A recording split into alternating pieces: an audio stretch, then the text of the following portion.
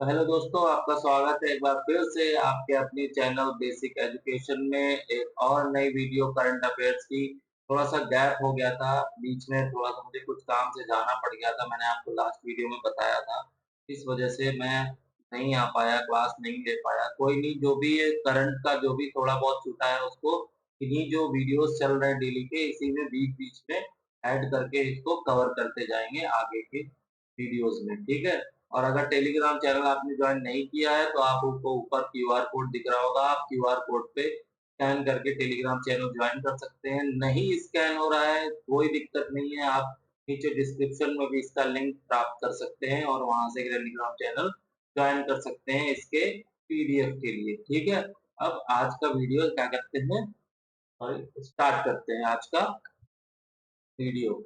तो आज के वीडियो में क्या है, पहला पहला जो बात हो रही है एकदम चक्रवात की बात हो रही है। चक्रवात क्या है कि देखिए, बंगाल की खाड़ी जो अपना ईस्ट बंगाल की खाड़ी पड़ती है, वहां पे निम्न दबाव प्रणाली के चलते क्या चक्रवात उत्पन्न हुआ है, जो कहाँ से वहां से एंटर करेगा, आपके सुंदरबन डेल्टा पड़ता है कैलकाटा वेस्ट बंगाल में, वहां से एंटर करके यह बांग्लादेश की तरफ जाएगा। का किसकी इसने इसकी सूचना किसने दी है? इसकी सूचना दी है भारत मौसम विज्ञान विभाग ने। इसने भारत मौसम विज्ञान विभाग ने सूचना दी है और इसका नाम क्या रखा गया है? इसका नाम रखा गया है रेमल।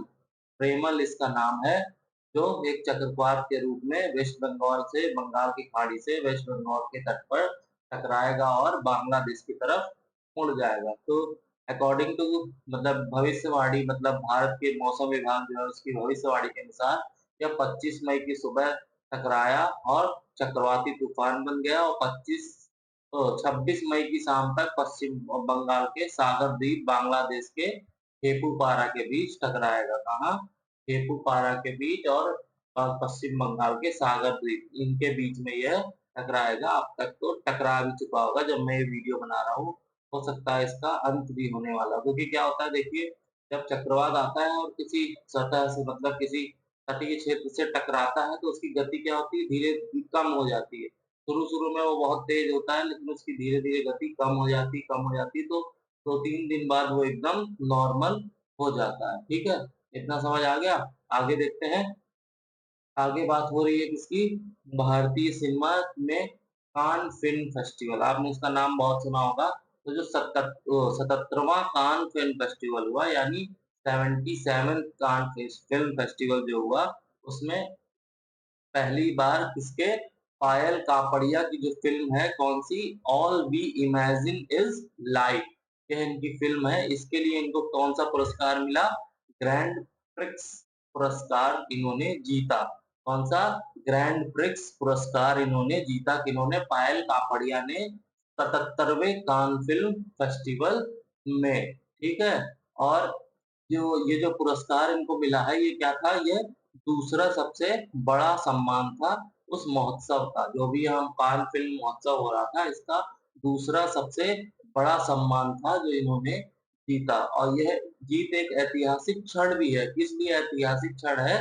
क्योंकि यह प्राप्त करने वाली पहली भारतीय फिल्म निर्माता ये बन गई हैं। कौन? पायल कापड़िया, तो कपाड़िया, सॉरी, पायल कपाड़िया जो है ये पहली फिल्म निर्माता बन गई हैं ये पुरस्कार प्राप्त करने वाली। अब आगे देखते हैं। नेक्स्ट नेक्स्ट क्या बात हो रही है? नेक्स्ट बात हो रही है एनएचपीसी की। अब एनएचपीसी को भी एक पुरस्कार मिला है। क्या पुरस्कार मिला है इनको? इनको sorry, the Economics Times HR world future ready organisation award 2024-25 से सम्मानित किया गया है। किसको? एनएचपीसी को।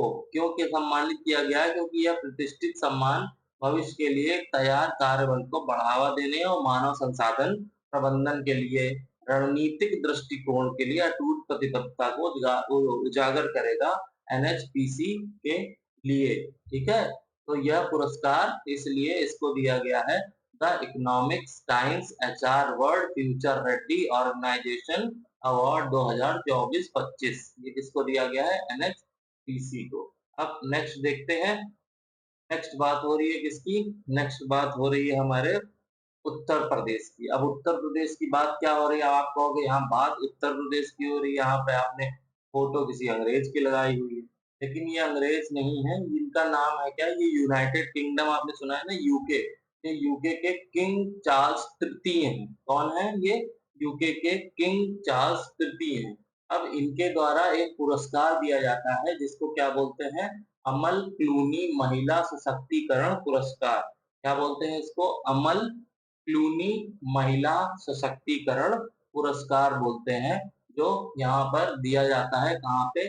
बकिंघम पैलेस में ये उसका आयोजन होता है और यहाँ पर दिया जाता है इंग्लैंड के लंदन में। तो इसमें इन्होंने क्या किया है? उत्तर प्रदेश का जो बहराइच जिला है, वहाँ पे एक 18 वर्षीय जो महिला थी, महिला कहाँ से हुई? लड़की हुई, 18 वर्षीय लड़की थी, उसका नाम क्या था? आरती। उसको यूनाइटेड किंगडम के किंग चार्ल्स ने क्या किया? यह अवार्ड से सम्मानित किया है। अब क्यों ये उसको अवार्ड क्यों मिला? क्योंकि उस जो लड़की है आरती, उसने ई रिक्शा चालक के रूप में प्रेरक यात्रा और अपने समुदाय के अन्य युवा महिलाओं को सशक्त बनाने में भूमिका, मतलब अपनी एक भूमिका निभाई है। इस वजह से इसको इस पुरस्कार से सम्मानित किया गया। किस पुरस्कार से? अमल क्लूनी महिला सशक्तिकरण पुरस्कार किसके द्वारा किया गया? किंग चार्ल्स तृतीय के द्वारा, इंग्लैंड में जो बकिंघम पैलेस है। नेक्स्ट देखते हैं। नेक्स्ट बात हो रही है आईपीएल की। आईपीएल जो इस बार का जो भी आईपीएल है 2024, उसको किसने जीता है? केकेआर ने जीता है। केकेआर ने, कोलकाता नाइट राइडर्स ने यह मतलब आईपीएल जीत लिया है 2024। और ये मैच किसके साथ था? सनराइजर्स हैदराबाद के साथ यह मैच हुआ था। ठीक है, अब कहाँ हुआ था ये भी देख लीजिए। चेन्नई में हुआ था, एम ए चिदम्बरम स्टेडियम में हुआ था।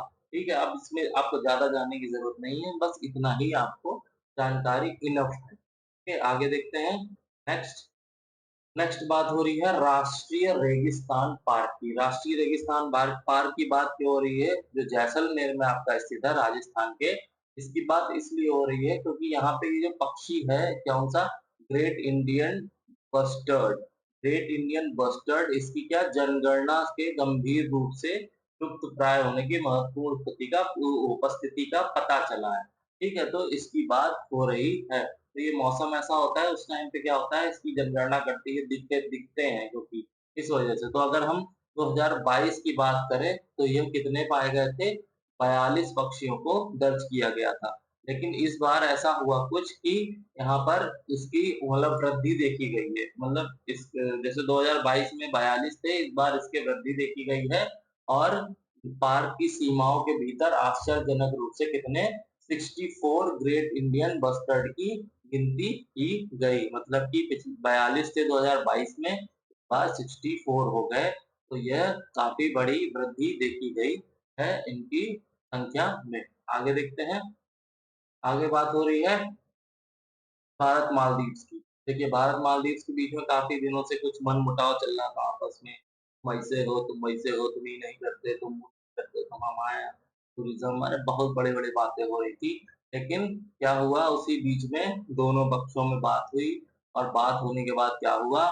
मालदीव जल्द ही भारत की जो रुपए सेवा है ना, उसको शुरू करने जा रहा है मालदीव्स में। और इसके बारे में वहां के वरिष्ठ मंत्री ने कहा कि यह कदम मालदीव के रूसिया को मदद करेगा। ठीक है, मतलब इतने दिन से मनमुटाव जो भी चल रहा था, उसके साथ भारत से ये हुआ कि भाई आप अपनी रोपे सर्विस हमारे यहाँ लाइए, इससे थोड़ी सी मदद मिलेगी। ठीक है, तो ये था। नेक्स्ट देखते हैं। नेक्स्ट बात हो रही है अंतरराष्ट्रीय क्रिकेट परिषद यानी कि आईसीसी की बात हो रही है। उसने हाल ही में क्या किया है? पाकिस्तान के पूर्व कप्तान शाहिद अफरीदी के आगामी आईसीसी पुरुष टी20 विश्व कप के लिए एम्बेसडर घोषित किया है। इसको शाहिद अफरीदी को, जो पूर्व कप्तान थे पाकिस्तान के, इसने घोषित किया आईसीसी ने। तो जो जून में 2024 में वेस्ट इंडीज और यूएई में खेला जाएगा। वह राजदूतों के समूह के क्या है? नवीनतम सदस्य हैं। मतलब इसके पहले भी मैंने, आपने हमारे पिछले वीडियो देखे हैं तो मैंने बताया है, युवराज सिंह भी बने हैं और क्रिस गेल भी बने हैं, हुसैन बोल्ट भी शामिल हुए हैं। तो अब इन तीनों के साथ साथ अब शाहिद अफरीदी को भी क्या कर लिया गया है? इसमें शामिल कर लिया गया है एज ए एम्बेसडर। आईसीसी ने इसको शामिल किया है। नेक्स्ट देखते हैं। नेक्स्ट बात हो रही है बैंकों की। तो बैंकों की बात हो रही है तो भारत में बैंकों के पास पैसा जिसके लिए कोई खरीदार ही नहीं है। खरीदार इन द सेंस देखिए कोविड के बाद जो अवधि में 2 ढाई गुना बढ़ गया है। देखिए क्या हुआ कि उन्होंने कुछ ऐसा फंड रिकॉर्ड किया 2000 मार्च 2023 तक, तो अनुसूचित बैंकों के साथ लावारिस जमा राशि 42,000 करोड़ के रूप में पार कर गई थी। मतलब कि ये पैसा लावारिस है। अब बैंकों के पास जो है ये लावारिस है, इसका कोई नहीं है, कुछ भी, ऐसा कुछ भी नहीं है। तो ये लावारिस जमा राशि कितनी 42,000 करोड़ रुपए पार कर गई थी, जो कि 2000 दिसंबर 2019 में कब थी? कोविड के पहले की बात हो रही है। 2019 में कितनी थी? 18,379 करोड़ रुपए थी। अब कितनी पार हो गई है? 42,000 करोड़ रुपए। अब इसके लिए कोई किनको खरीदार ही नहीं मिल रहा है कि भाई इतना पैसा कहाँ ले जाए। ओके, आगे देखते हैं। नेक्स्ट बात हो रही है मध्य प्रदेश। मध्य प्रदेश की बात इसलिए हो रही है क्योंकि यहाँ की एक फिटनेस उद्यमी और फिटनेस उत्साही महिला है, उनका क्या नाम है? ज्योति रात्रे। ज्योति रात्रे इनका नाम है। इन्होंने क्या किया है? माउंट एवरेस्ट फतेह करने वाली पहली मतलब वाली पहली नहीं सॉरी सबसे उम्र दराज भारतीय महिला बन गई है। जो कितने वर्षीय हैं ये? 55 वर्षीय हैं। कितने वर्षीय हैं? 55 वर्षीय महिला है ये। इनका नाम है ज्योति रात्रे। और इन्होंने कब? 19 मई को सुबह 6:30 बजे माउंट एवरेस्ट की ऊंचाई भी लिखी है यहाँ पे 8,848.86 मीटर के शिखर पर कदम रखा। और उससे पहले जो ये रिकॉर्ड था वो किसके नाम था? वो था 53 वर्ष की संगीता बहल के नाम था। इनका 6 वर्ष पुराना रिकॉर्ड इन्होंने तोड़ दिया है। इन्होंने ज्योति रात्रे ने ये रिकॉर्ड तोड़ दिया है। और संगीता ने 19 मई 2018 को यह मतलब चढ़ी थी वहां पे माउंट एवरेस्ट पर, और वो भी सबसे उम्रदराज महिला का खिताब जीती थी। अब यह रिकॉर्ड किसने तोड़ दिया है? ज्योति रात्रे जी ने। ओके, इतना समझ आ गया। आगे देखते हैं। आगे बात हो रही है किसकी? भारतीय रिजर्व बैंक ने क्या किया है? अपने जो हीरो ग्रुप है ना, हीरो होंडा स्प्लेंडर वाला, हीरो ग्रुप के गैर बैंकिंग एक वित्तीय कंपनी है हीरो फिनकॉर्प। ये कंपनी है, इस पर लाखों का जुर्माना लगाया। ठीक है, उन्होंने क्या किया था? कुछ इनके नियम थे राज्य रिजर्व बैंक के, उसको क्या किया? उस नियमों का पालन नहीं किया था, तो एनबीएफसी पर कितना? कुल 3.10 लाख रुपए का जुर्माना लगाया है। और साथ-साथ में उसने ये भी क्लियर कर दिया है कि उस जुर्माने का ग्राहकों पर किसी तरह का कोई असर नहीं पड़ेगा। यह सिर्फ हमारे और फिनकॉर्प के बीच की बात है। इतना समझ आ गया? नेक्स्ट देखते हैं।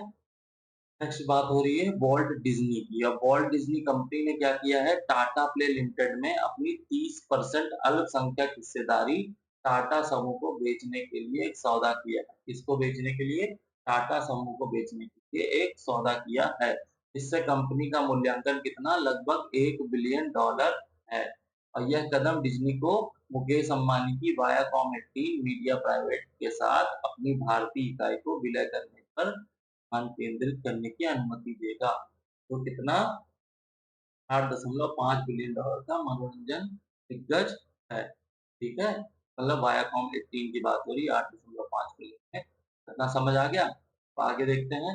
नेक्स्ट बात हो रही है 10वें विश्व जल मंच की। इसमें क्या बात हो रही है? इसकी अनावरण की विश्व बैंक की रिपोर्ट आई है। इस रिपोर्ट में क्या है इनका? साझा समृद्धि के लिए जल, जनसंख्या वृद्धि, शहरीकरण, जलवायु परिवर्तन में वैश्विक जल पहुंच, असमानताओं के बीच न्याय संगत समाजों को बढ़ावा देने में पानी की महत्वपूर्ण भूमिका को चित्रित करता है। जो यह वो विश्व जल मंच है 10वां।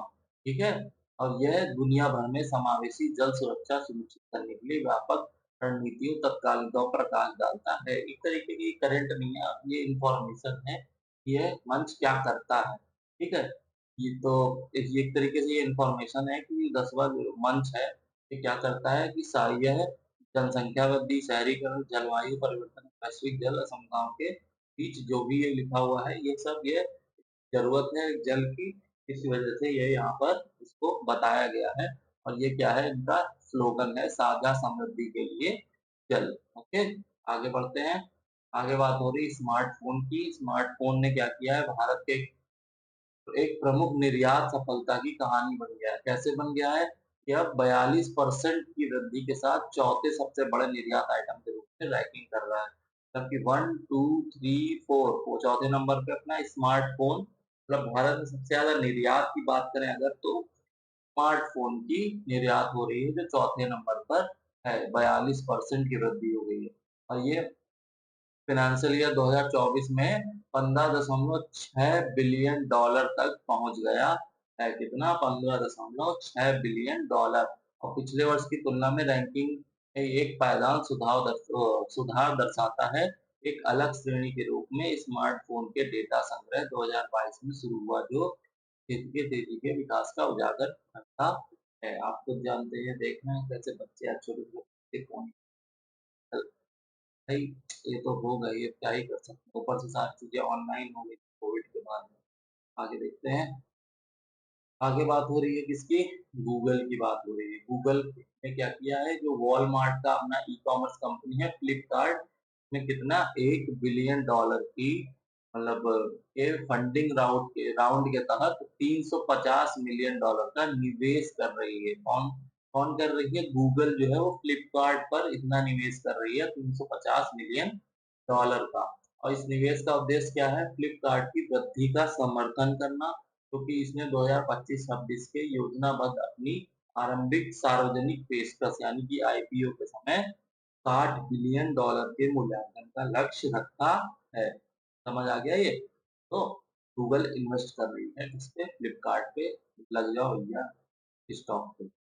तो होप ये आपको समझ आ गया होगा कि क्या कह रहा है आज का वीडियो। ओके, तो वीडियो अगर पसंद आया हो तो इसको लाइक करें, शेयर करें और सब्सक्राइब करें अपने दोस्तों के साथ, और चैनल को सब्सक्राइब करना, सॉरी, कमेंट करके बताएं कैसा लगा, और चैनल को सब्सक्राइब करना बिल्कुल भी ना भूलें। ठीक है, मिलते हैं फिर नेक्स्ट करंट अफेयर्स के साथ अगले दिन, अगले वीडियो के साथ एकदम नया तरोताजा। के लिए बाय बाय, गुड।